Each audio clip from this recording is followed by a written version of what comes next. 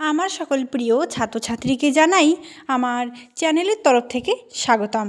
তো স্টুডেন্ট, আজকে আমি আলোচনা করব তোমরা যারা রয়েছো নর্থ বেঙ্গল ইউনিভার্সিটির আন্ডারে, ঠিক আছে, থার্ড সেমিস্টারের স্টুডেন্ট, নিপ সিলেবাস অর্থাৎ 4 ইয়ার আন্ডার গ্র্যাজুয়েশন প্রোগ্রাম, ঠিক আছে। তো আজকে আমি আলোচনা করব তোমাদের মাইনর সোসিওলজি।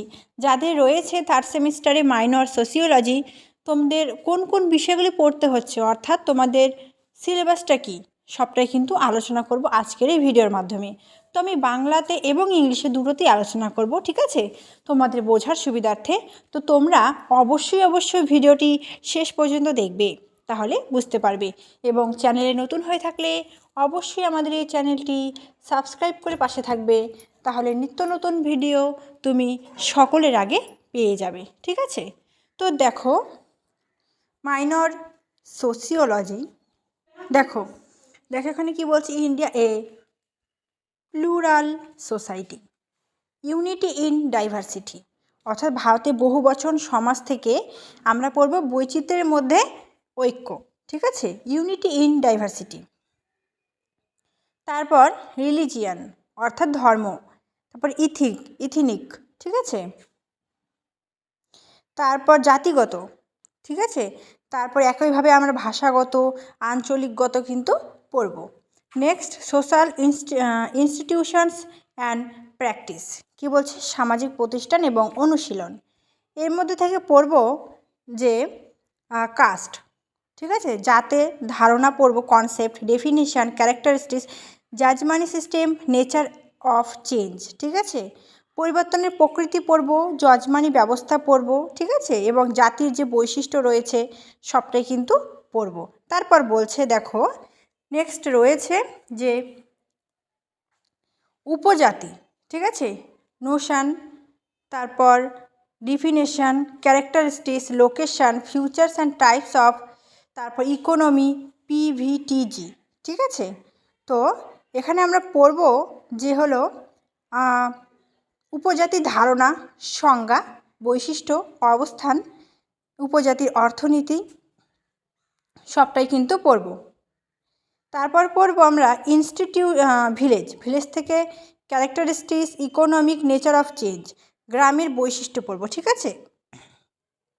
তারপরে অর্থনীতি পড়ব, পরিবর্তনের যে প্রকৃতি রয়েছে সেটাও এখানে খুব ভালো করে আমরা কিন্তু পড়ব। তারপর ইউনিট 3তে পড়ব institutions of family and marriage, ঠিক আছে। তো এর মধ্যে থেকে আমরা পড়ব মিনিং, ডেফিনেশন, ক্যারেক্টারিস্টিক্স। তো কি বলছে, পরিবারের অর্থ পড়ব, সংজ্ঞা পড়ব, বৈশিষ্ট্য পড়ব, ফর্মস, ঠিক আছে। তারপর রিসেন্ট, তারপর স্ট্রাকচারাল অ্যান্ড ফাংশনাল চেঞ্জ, ঠিক আছে, সাম্প্রতিক কাঠামোগত এবং কার্যকরী যে পরিবর্তন রয়েছে সেটা কিন্তু খুব সুন্দর করে আলোচনা করতে হবে এখানে। তারপরে বলছে ইউনিট 4-এ ইনস্টিটিউশন অফ ম্যারেজ, কি বলছে, বিবাহের প্রতিষ্ঠান, মিনিং, ডেফিনেশন এবং ক্যারেক্টারিস্টিক্স। তো কি বলছে, অর্থ, সংজ্ঞা, বৈশিষ্ট্য, ফর্মস অফ ম্যারেজ, ঠিক আছে, বিবাহের যে ফর্ম রয়েছে। তারপর রিসেন্ট চেঞ্জ, সাম্প্রতিক যে পরিবর্তন রয়েছে সেটা খুব সুন্দর করে এখানে আমাদের উপস্থাপনা করতে হবে, ঠিক আছে। তো তোমাদের কঠিন কোনো ব্যাপার না, এগুলো আমাদের জানা বিষয়। এবং সোসিওলজি এমন একটি সাবজেক্ট যেটাতে তোমাকে কিন্তু মুখস্থ করার কোনো বিষয় না, ঠিক আছে, এবং এটা কঠিনও কোনো ব্যাপার না, সবটাই কিন্তু আমাদের জানা জিনিস, তবে সেটাকে একটু বুঝে পড়তে হবে, এটাই। তো তোমরা যদি পড়াশোনাটা বা যে কোনো প্রশ্নের উত্তর বা যে কোনো বিষয় তোমরা যদি বুঝে পড়ো তাহলে চাপ মনে হবে না। এবং তুমি মুখস্থ করলে কি হবে, তুমি যদি একটা লাইন ভুলে যাও তুমি কিন্তু সেখানে থেমে যাবে, পরবর্তী লাইনে এগোতে পারবে না। কিন্তু তুমি যদি বুঝে পড়ো নিজের ভাষায় কিন্তু 1 পেজ বেশিই লিখতে পারবে, ঠিক আছে। তো সকলে বুঝে পড়বে, আমি সবসময় এটাই বলি, আমার সকল স্টুডেন্টদের আমি এটাই বলি, অফলাইন হোক চাই অনলাইন হোক সবাইকে আমি এটাই বলি। তো তোমরা কিন্তু অবশ্যই এই সিলেবাসটা খাতাতে নোট করে নেবে, ঠিক আছে, এবং পরপর কিন্তু ক্লাস পাবে, সেই ক্লাসগুলো কিন্তু অবশ্যই তোমাদের অ্যাটেন্ড করতে হবে। তোমাদের থার্ড সেমিস্টারে, ঠিক আছে, প্রত্যেকটা মেজর সাবজেক্ট রয়েছে সকলের, একটি মেজর সাবজেক্ট, এবং সেই মেজর সাবজেক্টের কিন্তু 3টে করে পেপার পড়তে হবে, ঠিক আছে। তো যাদের সোশিওলজি রয়েছে, আমি তো বলবো যে খুব ভালো করেছে সোশিওলজিটা নিয়েছো, ঠিক আছে।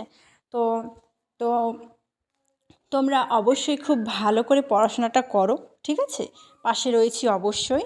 ভিডিওটি অবশ্যই বন্ধুদের সাথে শেয়ার করে দেবে। ভিডিওটি ভালো লাগলে লাইক করবে। Thanks for watching. After all, thank you সকলকে।